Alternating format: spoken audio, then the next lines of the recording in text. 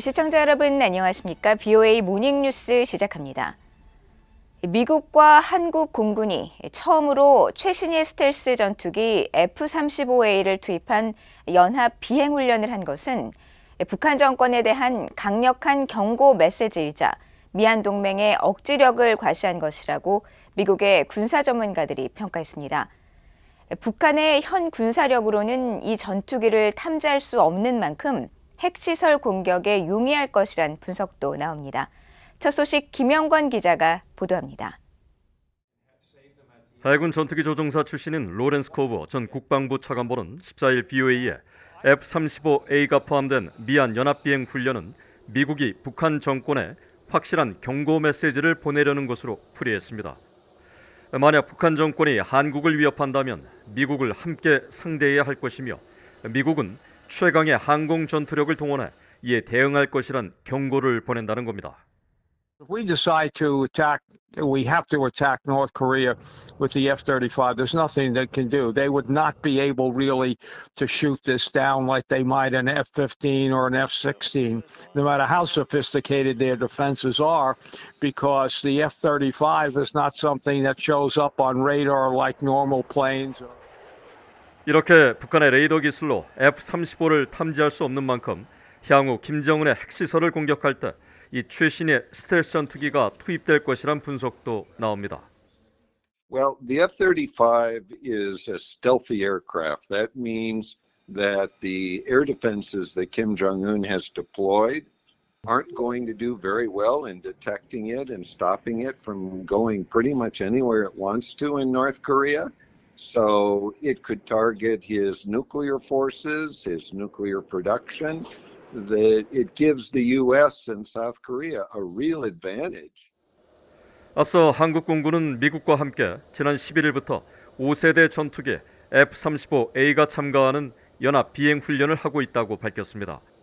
미국의 F-35 한국 정계는 지난 2017년 이후 4년 7개월 만으로 지난달 5월 조 바이든 대통령과 윤석열 대통령이 한국의 전략자산 전개를 합의한 데 따른 후속 조치입니다.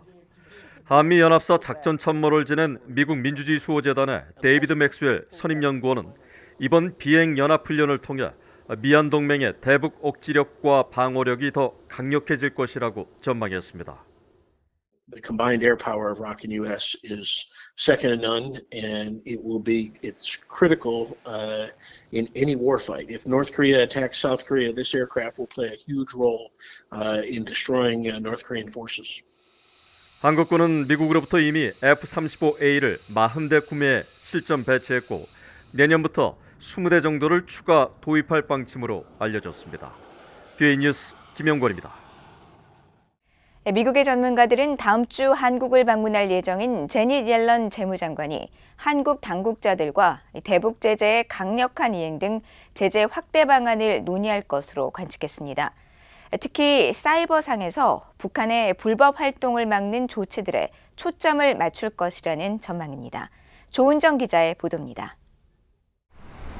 미국의 전문가들은 오는 19일 방한하는 제닛 옐런 장관이 한국 측과 대북 제재 방안을 집중 논의할 것으로 전망했습니다. 북한 정권의 제재 회피 방법과 사례가 증가함에 따라 어떻게 대응할 것인지 양국이 대책을 모색할 필요가 있다는 것입니다. They need to target sanctions evators, whether they're North Korean, they're Chinese, they're Russians, there are other third parties. There are plenty of companies, individuals, banks that they need to sanction. 이런 배경 때문에 제재 대상 확대 방안에 초점을 맞춰야 한다는 제언도 나옵니다. I think something that might set apart sanctions against North Korea and North Korea-related targets during the Biden administration is the scope of the targets that are sanctioned. And I think one concern that the Treasury Department seems to be very focused on is cyber, especially cryptocurrency and cryptocurrency-related hacks.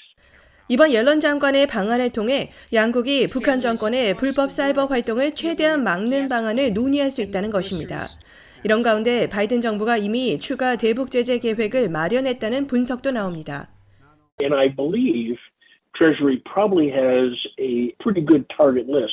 It's just a question of the political will on the part of the administration, whether they are going to pull the trigger and start targeting all these various entities. You know, whether it's banks, shipping companies, trading companies. 전문가들은 이에 따라 대북 제재 이행에 대한 윤석열 정부의 분명한 입장이 더욱 중요해졌다고 지적했습니다. 그러면서 북한 정권의 불법 활동을 등한시해온 문재인 전 정부와 달리 한국은 어떤 정권이 집권해도 유엔 결의안을 의무적으로 이행한다는 확실한 신호를 보내야 한다고 강조했습니다. VOA 뉴스 조은정입니다. 한국과 일본 외교장관이 4년 7개월 만에 공식 회담을 열어 한반도 문제 등을 논의할 예정입니다.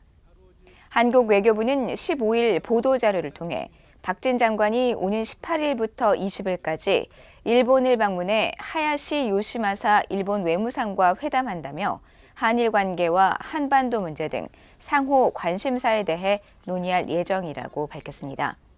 아울러 아베 신조 전 일본 총리 사망에 대해 조의를 표할 예정이라면서 한일 양자 차원의 외교장관 방일은 2017년 12월 이후 4년 7개월 만이라고 설명했습니다.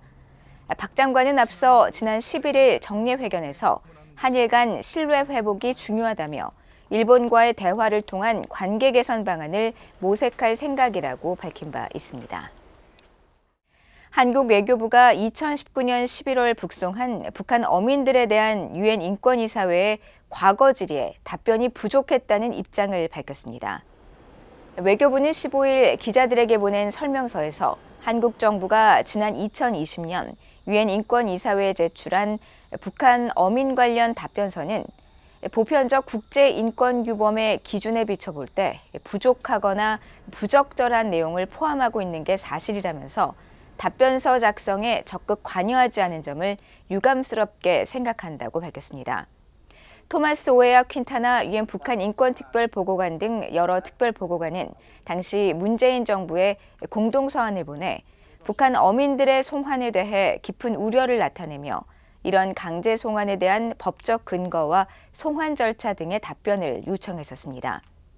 한편 북한 어민 북송에 잘못된 부분이 있었다고 밝혔던 한국통일부는 이날 브리핑에서 북한 어민 북송 당시 이례적으로 경찰 특공대원이 호송한 것은 당시 청와대 국가안보실이 주도한 관계부처 협의에서 결정된 것이라고 설명했습니다. 앞서 통일부가 공개한 북한 어민 강제 송환 사진에는 사복을 입은 경찰 특공대원 여러 명이 포승줄에 묶인 채 북송되지 않으려고 안간 힘을 쓰는 어민의 양팔을 붙들고 군사 분계선으로 끌고 가는 모습 등이 담겨 있습니다.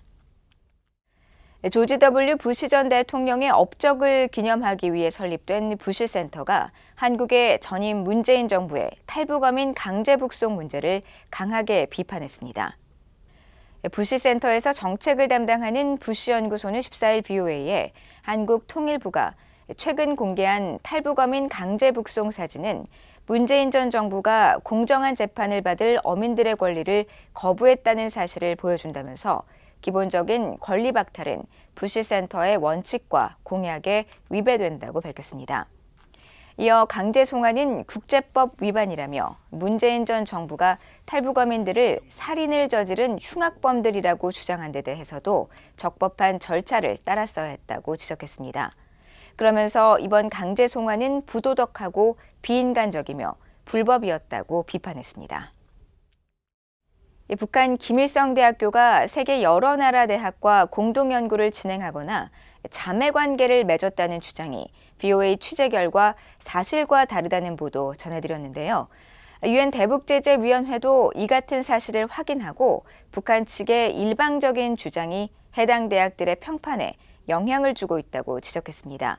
또 제재 위반 여부를 조사하고 있다고 밝혔습니다. 박승혁 기자의 보도입니다.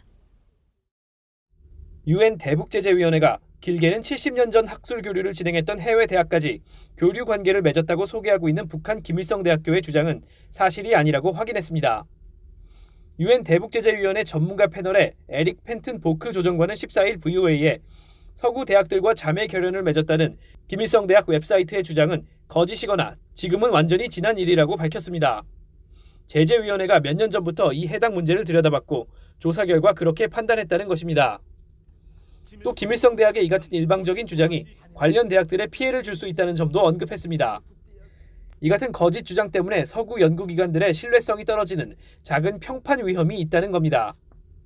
그럼에도 현재로서는 오해를 불러올 수 있는 이런 북한의 주장에 대해 취할 수 있는 완화 조치가 거의 없다고 지적했습니다. 보크 조정관은 대북 제재 결의 위반 가능성과 관련해 북한 과학자들과 해외 과학자들의 학문적 파트너십에 대해 전문가 패널의 조사가 계속되고 있다고 밝혔습니다. 유엔 안보리는 지난 2016년 채택한 대북 결의 2270호에서 유엔 회원국이 자국민을 통해 북한의 핵 활동이나 핵무기 전달 체계 개발에 기여할 수 있는 전문 교육 혹은 훈련을 하는 것을 금지했습니다. 김일성대는 공식 웹사이트를 통해 유럽, 중남미, 중국 등 세계 여러 지역의 기관들과 자매대학 사이거나 공동 연구를 진행한다고 주장하고 있습니다.